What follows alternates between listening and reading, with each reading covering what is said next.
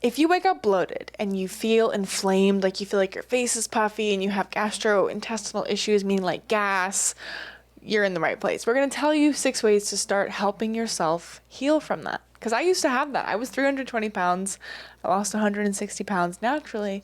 And I had to heal my gut along the way because I had a lot of gut issues. Oh, so did I. From years of antibiotic use, from toxic food.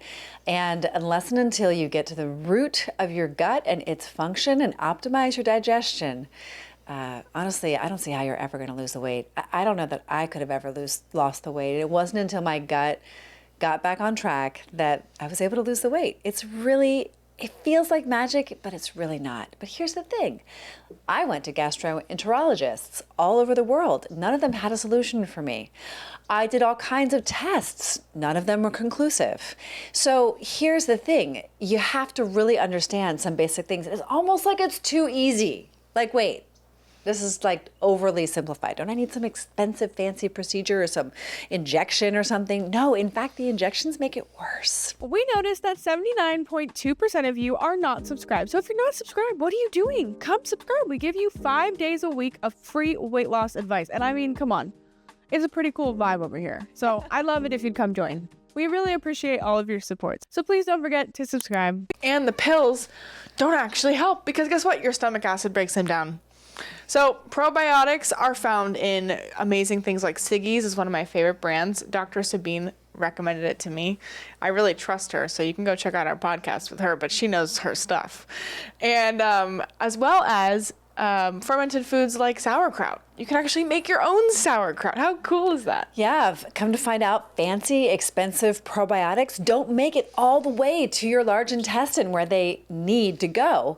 So these ancient healing traditions that have been used throughout cultures and times across the globe for thousands of years are the ones that actually work. Naturally fermented yogurt, like the one we make in our kitchen, and you can also make your own fermented vegetables like Penelope was talking about. And a silent killer is stress. It is. If you're stressed out, your gut can't heal. It's like it's holding. You know, if you're constantly in fight or flight, or you have some kind of major problem, like you've really got to work on managing your stress.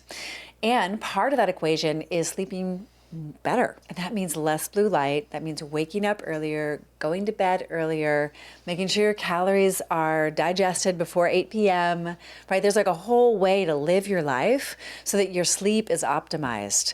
Nothing can compare to good quality sleep. So sleep and stress management are two lesser known facets of optimizing your gut health. And then of course the two that you probably already know, which are high quality fiber, high quality fat, and protein.